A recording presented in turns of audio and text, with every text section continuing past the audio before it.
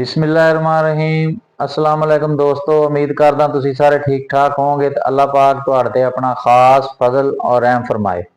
पाकिस्तान वाले और बाहर वाले मिठे खुश आमदीद। मैं तुहाड़ा अपना दोस्त शाहनवाज ते तुसीं देखदे पे हो मेरा यूट्यूब चैनल SN।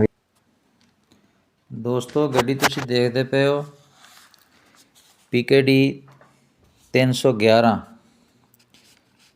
बड़ी प्यारी और अच्छी गड्डी है। 2005 मॉडल आ।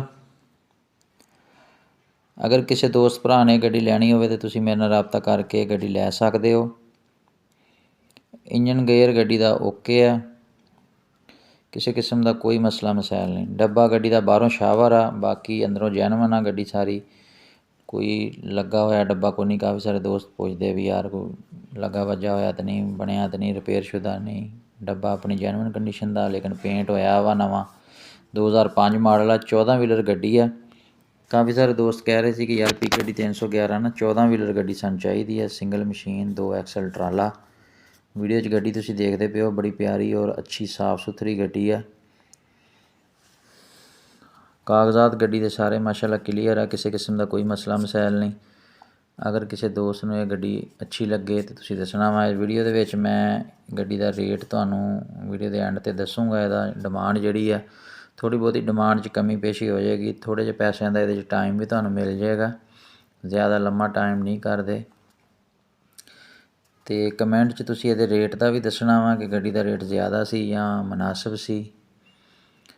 तो कोई भी किसी किस्म की गड्डी दी तुसीं अगर कोई गड्डी लैना चाहुंदे हो या कोई गड्डी दी वीडियो कहते रहे हो कि गड्डी लैके आओ, तो इंशाल्लाह तुसीं मेरे नाल कमेंट च दसना वा मैनूं। मैं वो गड्डी की वीडियो बना दूँगा नैक्सट टाइम। तो गड्डी की दोस्तों जी डिमांड आ वो 135 है। तो मौके पर ये कमी पेशी हो जाएगी। दोस्तों ट्राला आ गया वा चाइना गार्डर। चाइना के गार्डर वाला ट्राला वा। दोस्तों की डिमांड सी कि यार कोई चाइना वाला ट्राला लैके आओ, जिहड़ा सारा चाइना का होवे, झूले ब्रैकट भी वो चाइना वाले होण छोटे। तो ट्राला बड़ा प्यारा और साफ सुथरा आ गया वा। 18 का गार्डर बाहर वाली साइड की दसदी है। उत्ते दोस्तों चैकर प्लेट लगी है, झूले ब्रैकट भी ये छोटे है, चाइना वाले कमानी भी इन्हें छोटी लगी हुई है। हल्के वजन वाला ट्राला दोस्त कई मंगते सीगे, मैसेज कर रहे सी। तो ट्राला बड़ा प्यारा और साफ सुथरा। दोस्तों ट्राले की जी लंबाई आ वो 50 फुट आ, 50 फुट लेंथ आ। अगर तुसीं इहनूं कटा के छोटा भी करना चाहो 45 या 43 तो कर सकते हो। तो बैरिंग साइज का 19-20 आ। हब्बां जिहड़ियां इहनूं वड्डियां लगियां होईयां वा।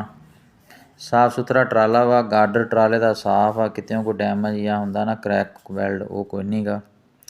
रेम टायर ये नाल आ, जिवें तुसीं वीडियो च देख रहे हो इसे कंडीशन के टायर ये जिहड़े कमज़ोर आ, बाकी रेम जिहड़े वो ठीक आ। उत्ते ये चैकर प्लेट लगी हुई है, चादर। काफ़ी सारे ट्रालिਆਂ ਨੂੰ फट्टे लगे ਹੁੰਦੇ ਆ, लेकिन ਹੁਣ ज़्यादातर ये प्लेट ही चलती भी। चैक तुहानूं पता दोस्तों सारिਆਂ ਨੂੰ कि लोहे वाली चादर जी चैकर ये उत्ते लगी होंगी, ज़्यादातर ट्रालिਆਂ ਨੂੰ ये चल रही है। तो कई तो हजे भी फट्टे लवा रहे हैं। एक दो ट्राले इत्थे नवें बने, उन्होंने हजे भी फट्टियां दा फर्श लवाया वा।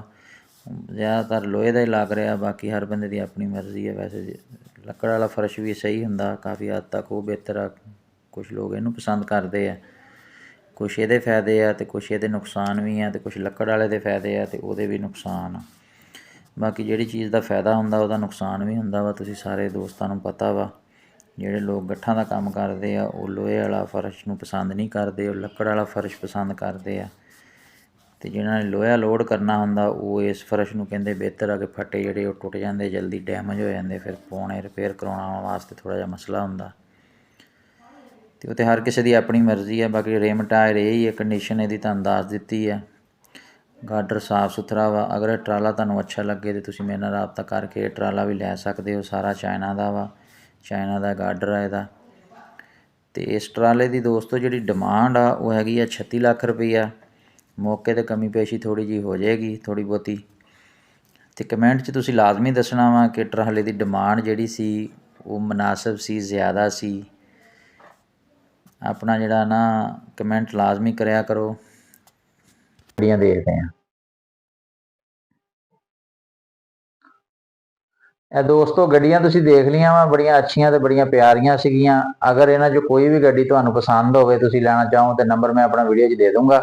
ਉਸ ਨੰਬਰ ਤੇ ਤੁਸੀਂ ਰਾਬਤਾ ਕਰਕੇ ਗੱਡੀਆਂ ਲੈ ਸਕਦੇ ਹੋ। ਅਗਰ ਇਸ ਤੋਂ ਇਲਾਵਾ ਕਿਸੇ ਨੇ ਕੋਈ ਗੱਡੀ ਸੇਲ ਕਰਨੀ ਜਾਂ ਲੈਣੀ, ਫਿਰ ਵੀ ਤੁਸੀਂ ਮੇਰੇ ਨਾਲ ਰਾਬਤਾ ਕਰ ਸਕਦੇ ਹੋ। ਕਿਸੇ ਗੱਡੀ ਦੇ ਕਾਗਜ਼ਾਤ ਚਾਹੀਦੇ ਬਾਸਕਨਵਾਲ ਦੇ ਜਾਂ ਤੁਹਾਨੂੰ, ਫਿਰ ਵੀ ਤੁਸੀਂ ਮੇਰੇ ਨਾਲ ਰਾਬਤਾ ਕਰ ਸਕਦੇ ਹੋ। ਤੇ WhatsApp ਤੇ ਮੈਸੇਜ ਕਰਿਆ ਕਰੋ ਇਨਸ਼ਾਅੱਲਾ, ਤੇ ਆਪਣੀ ਰਾਏ ਦਾ ਇਜ਼ਹਾਰ ਵੀ ਕਮੈਂਟ 'ਚ ਕਰਿਆ ਕਰੋ ਗੱਡੀਆਂ ਦੇ ਰੇਟ ਦੇ ਬਾਰੇ 'ਚ।